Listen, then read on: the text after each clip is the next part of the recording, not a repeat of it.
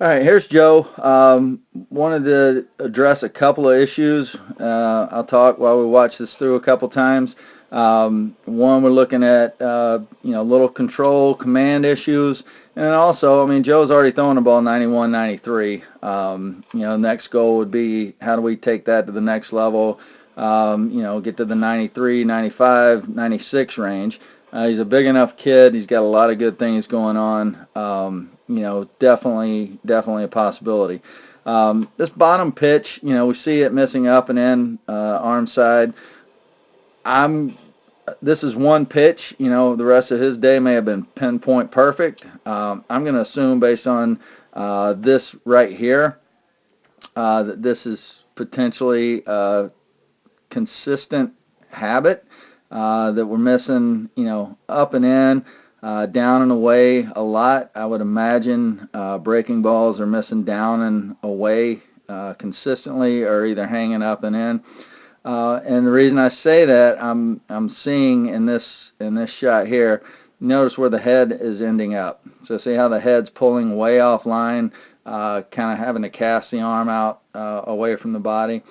So, if we're looking at how do we get our body, get the arm more consistently in the strike zone, staying there, give our pitchers a better chance.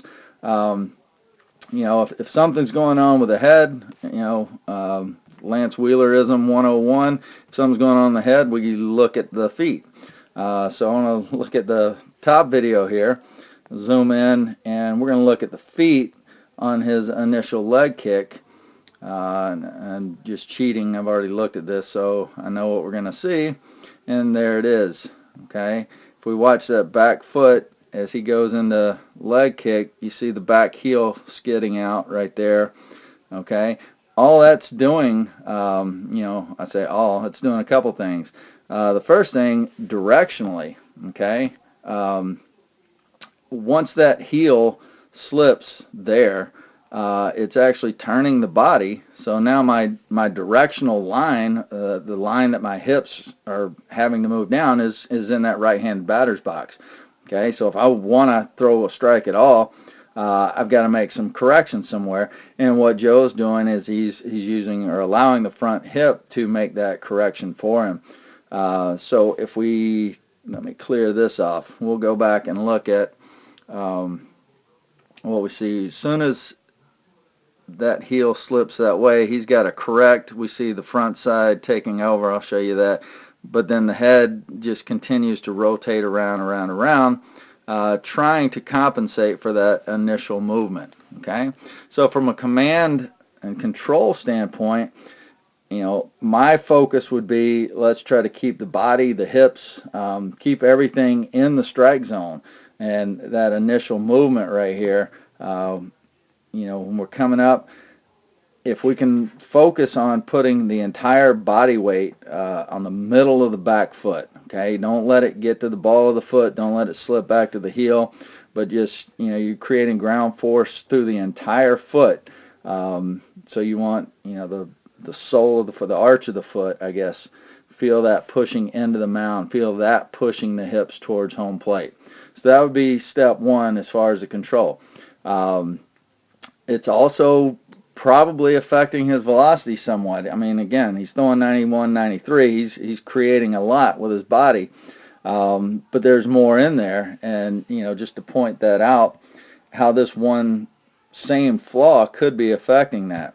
So if we watch, if I get the right video, get this going. If we watch the hips, ideally we want to see that hip line or the hips mirroring the slope of the mound, okay?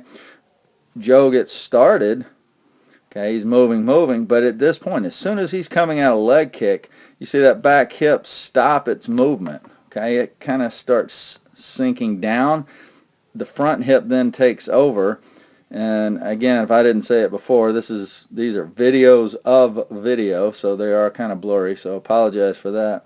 But we're still seeing everything we need to see. We see that front hip start to really take over as the back hip just kind of sinks down. Okay, so a couple things there. We're not transferring the weight from back hip to front hip. We're going to see that at landing.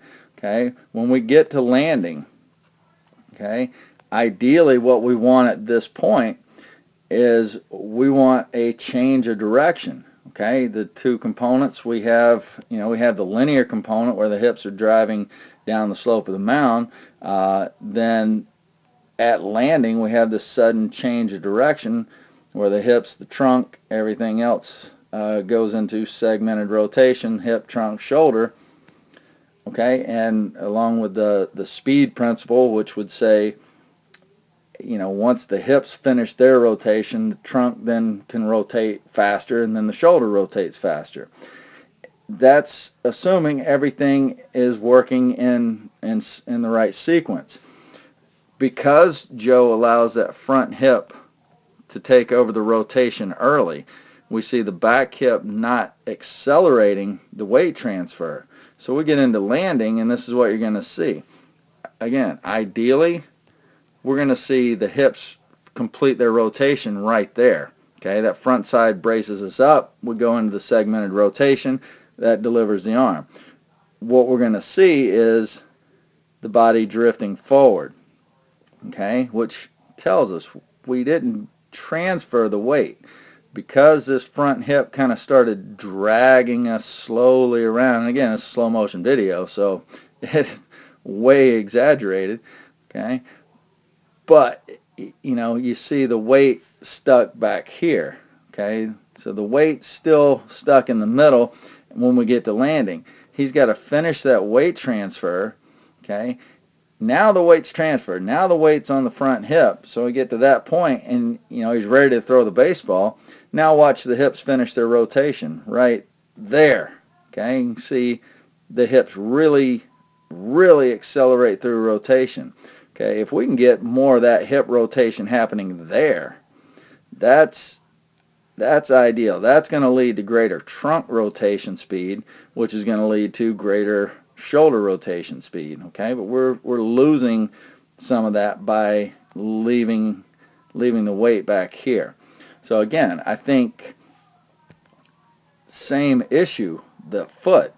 One, I think it's going to help command by keeping our body in the strike zone longer. Okay, we're not having to go from right-hand batter's box and then rotating all the way to the left-hand batter's box and hoping we let the ball go somewhere in the middle.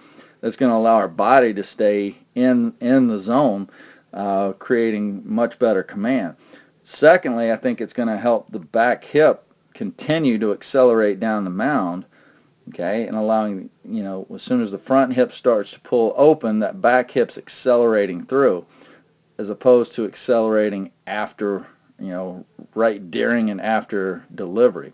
So I think with those, the control and, hey, even more velocity, I would suggest, just focusing on that back foot.